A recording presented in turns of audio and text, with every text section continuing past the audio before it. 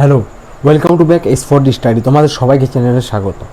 আজকে আমরা সৌরজগতের পার্ট 3 নিয়ে আলোচনা করব। অবশ্যই যারা পার্ট 1 পার্ট 2 দেখোনি সেটা আগে দেখে নেবে। আমি ডিসক্রিপশন বক্সে লিঙ্ক দিয়ে দেবো, সেখান থেকেও তোমরা যেতে পারবে। তাছাড়া আমার চ্যানেলে তোমরা পেয়ে যাবে সৌরজগতের পার্ট 1 এবং পার্ট 2, সেটা তোমরা অবশ্যই আগে দেখবে। তারপরে এই পার্টটা 3টা দেখবে, তাহলে তোমাদের বুঝতে অসুবিধা হবে। আর আশা করছি এরকম ক্লাস হয়তো তোমরা আগে কোথাও পাওনি। একটু মন দিয়ে তোমরা দেখো, একটু হয়তো বুঝতে অসুবিধা হবে। কথাগুলো মন দিয়ে শুনো এবং খাতার মধ্যে নোট করো। আর অবশ্যই স্পেসের খাতা তৈরি করো, সেগুলোকে নোট করবে। এরকম ক্লাস হয়তো আগে তোমরা সৌরজগৎ সম্বন্ধে কোথাও পাওনি। যেহেতু বোর্ড নেই সেই জন্য হয়তো অসুবিধা হচ্ছে, কিন্তু দেখো মানিয়ে নেওয়াটাই হচ্ছে মানুষের কাজ। আমাদেরকে মানিয়ে নিতে হবে, ঠিক আছে? এই বেকার জীবনে মানিয়ে চলতে হবে। তো যাই হোক, আমি মোটিভেশন ভিডিও সম্পর্কে যাচ্ছি না। আজকে আমরা পার্ট 3 নিয়ে আলোচনা করব। পার্ট 3তে আমরা কী নিয়ে, গ্রহ সম্বন্ধে আলোচনা করব। গ্রহের কতগুলো পার্ট আমাদের বাকি আছে। কি 5 নম্বর যে গ্রহটা আছে, 5 নম্বর গ্রহ আমরা আলোচনা করি। 6 নম্বর যে গ্রহটা আছে সেটা বাকি আছে 6 নম্বর থেকে, 9-এর 6। সেই জন্যই বলছি তোমরা আগের পার্টগুলো দেখো, তাহলে বুঝতে শেষ হবে যে কোথায় শেষ হয়েছে। 9 নম্বর পয়েন্টে আমরা পয়েন্ট হিসাবে করে যাচ্ছি। 9 নম্বর পয়েন্টের 5 নম্বরটা আমাদের হয়েছে। আজকে আমরা 6 নম্বর শনি থেকে করব, ঠিক আছে? তো দেখো, শনি গ্রহে যেসব মূল পয়েন্টগুলো আমাদের দরকার, ঠিক আছে, সেগুলো দেখো। আমাদের ফার্স্ট আছে কি, ফার্স্ট গ্রহ দ্বারা আমি একবার হিসাব করে নিই। ফার্স্ট বুধ, তারপর শুক্র, তারপর পৃথিবী, তারপর মঙ্গল, তারপর বৃহস্পতি, তারপর শনি। 6 আমাদের কি এই শনি গ্রহ। তো শনি গ্রহের যে মূল বৈশিষ্ট্যগুলো আছে সেইগুলো আমরা আলোচনা করব, যেগুলো প্রশ্ন দিয়ে থাকে।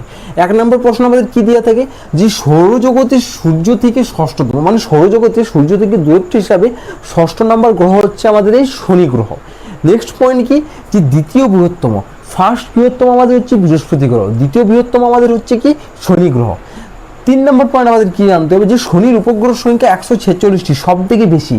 শনি গ্রহের সব থেকে বেশি সংখ্যক উপগ্রহ রয়েছে। কতগুলি রয়েছে? 146টি। বিভিন্ন বই বিভিন্ন রকম থাকে, আবার ডাটা আপডেটও হয়, কারণ উপগ্রহ সংখ্যা বাড়তে থাকে। প্রথম যে 4টি গ্রহ রয়েছে তাদের উপগ্রহ সংখ্যা নেই বলে বা খুব কম। আর বাকি 4 নম্বরের পর থেকে, শনি থেকে শুরু করে বাকি যেগুলো রয়েছে সেগুলোতে প্রচুর উপগ্রহ দেখতে পাওয়া যায়। নেক্সট দেখো আমাদের কি, যে বৃহত্তম উপগ্রহ টাইটান। এই যে এতগুলি উপগ্রহ রয়েছে সবগুলো আমাদের মনে রাখার দরকার নেই। যে শনি গ্রহের বৃহত্তম উপগ্রহের নাম কি, টাইটান, সেটা আমাদেরকে মনে রাখতে হবে, কি টাইটান। নেক্সট দেখো, এটা মনে রাখবে টাইটান, ঠিক আছে?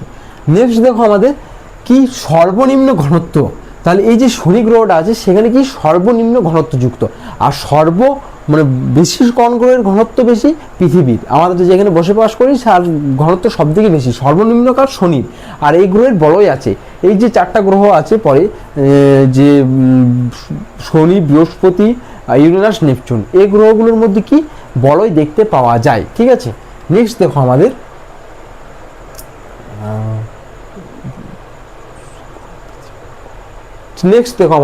ঠিক আছে?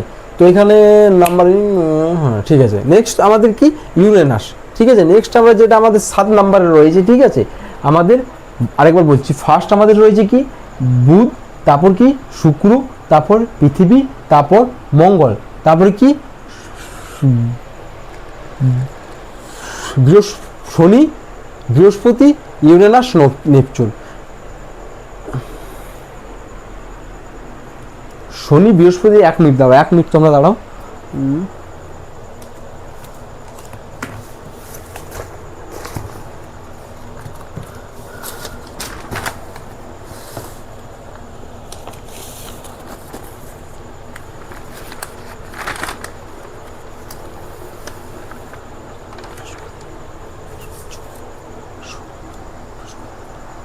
হ্যাঁ, তো আমার যেটা ডাউট হচ্ছিল যে 5 নম্বরে আমাদের বৃহস্পতি, তারপর শনি, তারপরে ইউরেনাস, তারপর নেপচুন, আমাদেরকে নাম্বার ঠিক আছে, কনফিউজ তৈরি হয়ে যায়। 5 নম্বর কি আছে, বৃহস্পতি আছে আমাদের 5 নম্বরে, বৃহস্পতি, ঠিক আছে? তারপর শনি, তারপর ইউরেনাস, তারপর নেপচুন। দেখো, চাইলে আমি ভিডিওটা এখানে কাট করে দিতে পারতাম, কিন্তু কোনো দরকার নেই ভাই, মানুষ মাত্রই ভুল হয়, ঠিক আছে? আমার খাতার মধ্যে আমি স্পেশালি নোট করেছি, তারপর ক্লাসগুলো করছি। একটি ক্লাসের পেছনে অনেক পরিমাণে পরিশ্রম থাকে। তো যারা ক্লাস করাও বা তোমরা প্রত্যেকেই জানো, ঠিক আছে? তো যাই হোক, চলো ক্লাসটা কন্টিনিউ করা যাক। আমাদের নেক্সট গ্রহ যেটা 7 নম্বর আছে সেটা কি, ইউরেনাস। ইউরেনাসে দেখো, ফার্স্ট পয়েন্ট যেটা জানতে হবে, সূর্য থেকে দূরত্ব অনুসারে কততম, 7ম গ্রহ আমাদের। তারপর পয়েন্ট কি, ইউরেনাসকে শ্যাডোয়ে প্ল্যানেট বলা হয়, কারণ এই গ্রহে তার অক্ষের সাথে প্রায় 98 ডিগ্রি কোণে কাত হয়ে থাকে। তাহলে ইউরেনাস গ্রহকে আমাদের শ্যাডোয়ে প্ল্যানেট বলা হয়, ঠিক আছে, বা কাত হয়ে যেটা শুয়ে থাকে সেটাকে বলা হয় শ্যাডোয়ে, মানে কি কাত হয়ে শুয়ে থাকা। তাহলে ইউরেনাসকে আমাদের শ্যাডোয়ে প্ল্যানেট বলা হয়। নেক্সট, বায়ুমণ্ডলে মিথেন গ্যাস থাকায় কারণে একে সবুজ গ্রহ বলা হয়। তাহলে বায়ুমণ্ডলে এখানে কি মিথেন গ্যাস থাকে, সেই জন্য একে কী গ্রহ বলা হয়, ইউরেনাসকে সবুজ গ্রহ বলা হয়। নেক্সট, বলয় রয়েছে উপগ্রহের সংখ্যা 27টি। শুক্র গ্রহের মতো বিপরীতে পূর্ব থেকে পশ্চিম দিকে নিজে রক্ষা করে। তাহলে বিপরীতে করে শুক্র গ্রহের মতোই কি পূর্ব থেকে পশ্চিমে প্রদক্ষিণ করে, ঠিক আছে, এই পরিক্রমণ করে। নেক্সট দেখো, সূর্য থেকে শুক্র গ্রহের মধ্যে বিপরীতে পূর্ব থেকে পশ্চিমে নিজে রক্ষা করে, নিজে রক্ষা মানে আবর্তন করে, সরি পরিক্রমণ নয়, আবর্তন করে। তো দেখো আমাদের 9 ভিআই মানে আমাদের 6 নম্বর গ্রহ শনি, 7 নম্বর গ্রহ ইউরেনাস এবং 8 নম্বর গ্রহ আমাদের নেপচুন, সেই সম্বন্ধে আলোচনা করবো। তো চলো আমাদের 9 নম্বর পয়েন্টের লাস্ট গ্রহ যেটা আমাদের নেপচুন রয়েছে সে সম্পর্কে আমরা জেনে নিই। নাম্বার কোন গ্রহ রয়েছে 8 নম্বরে?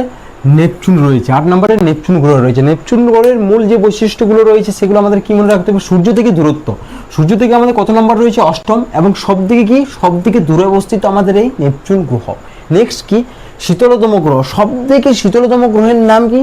নেপচুন গ্রহ, ঠিক আছে, মনে রাখবে সবথেকে শীতলতম গ্রহ। নেক্সট, সৌরজগতের প্রবল বায়ুপ্রবাহ নেপচুনে দেখা যায়।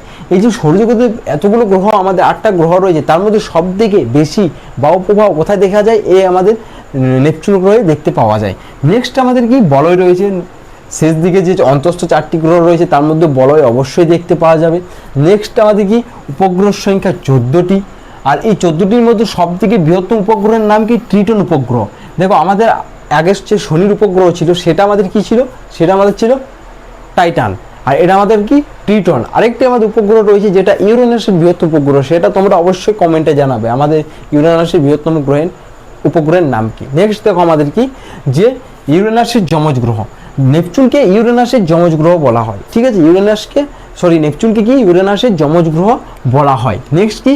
সূর্যকে প্রদক্ষিণ করতে সব থেকে বেশি সময় লাগে, সূর্যকে পরিক্রমণ করতে সব থেকে বেশি সময় লাগে, কারণ সব থেকে শেষে অবস্থিত আমাদের নেপচুন, সেই জন্য সব থেকে বেশি সময় লাগছে, কারণ তার যে অরবিটটা কক্ষপথটা আছে সেটা তার সব থেকে বড় হবে, তাই বেশি সময় লাগছে।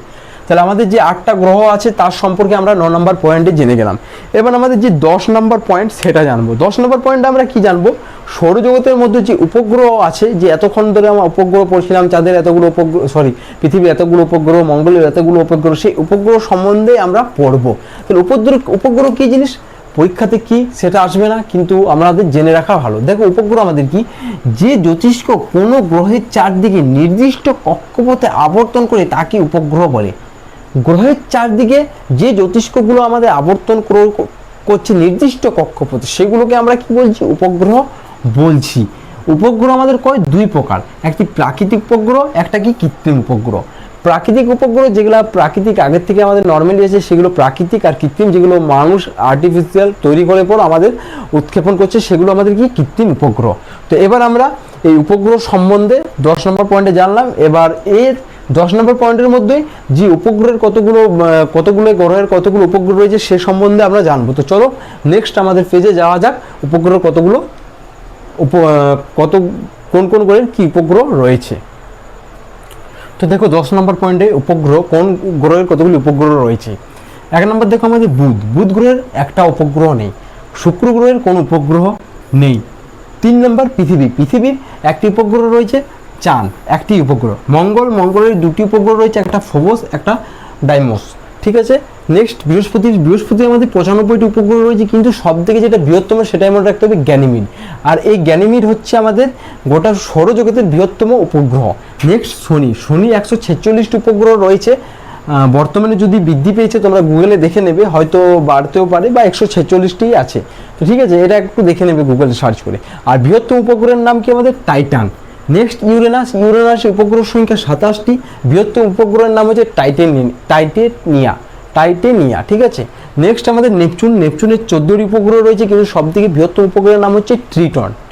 তাহলে আমরা উপগ্রহ সম্পর্কে জেনে গেলাম। এবার সোলার সিস্টেমে আমরা জানবো বামন গ্রহ সম্পর্কে। তো বামন গ্রহ কী জিনিস প্রথমে আমরা জেনে নিই। আমরা জেনেছি যে গ্রহের হওয়ার জন্য 3টা শর্ত মানতে হবে, তার মধ্যে যদি একটা না মানে তাহলে সেটাই আমাদের হয়ে যাবে কি? বামন গ্রহ, ডার্ক প্ল্যানেট। তাহলে কি বামন গ্রহ কাকে বলে? দেখো, যে জ্যোতিষ্ক সূর্যকে কেন্দ্র করে আবর্তন করে, প্রায় গোলাকার হয়, কিন্তু তার কক্ষপথের আশেপাশে অন্যান্য বস্তু সম্পূর্ণরূপে সরাতে পারেনি, তাকে বামন গ্রহ বলে। দরকার হলে এটা তোমরা নোট করে রাখবে, মুখস্থ করার দরকার নেই। কি বলেছিলাম যে বামন গ্রহ হলে গ্রহ হতে গেলে 3টা শর্ত মানতে হবে। 1 নাম্বার, কোনো নক্ষত্রকে আকর্ষণের মাধ্যমে তার চারদিকে ঘুরতে হবে। 2 নাম্বার, তার নিজের মহাকর্ষ বল থাকতে হবে এবং নিজেকে গোলাকার আকার ধারণ করতে হবে। আর 3 নাম্বার, তার আশেপাশের অঞ্চল বা সে যে অরবিটে আবর্তন করবে সেখানে পরিষ্কার রাখতে হবে। যেহেতু এই লাস্ট পয়েন্টটা না মানার কারণে কি হয়, আমাদের বামন গ্রহতে পরিণত হয়ে যায়। ঠিক আছে, বেশিরভাগই যতগুলো আমাদের বামন গ্রহ রয়েছে লাস্ট পয়েন্টটা মানে না, যেমন প্লুটো 2006 সালে বাদ গিয়েছিল এই লাস্ট পয়েন্টটার জন্যই। তাহলে বুঝে গেলে বামন গ্রহ কী জিনিস। আমাদের বর্তমানে IAU ইন্টারন্যাশনাল অ্যাস্ট্রোনমিক্যাল ইউনিয়ন দ্বারা 5টি উপগ্রহের মর্যাদা দেওয়া হয়েছে, স্বীকৃতি দেওয়া হয়েছে। কী কী নাম 5টা?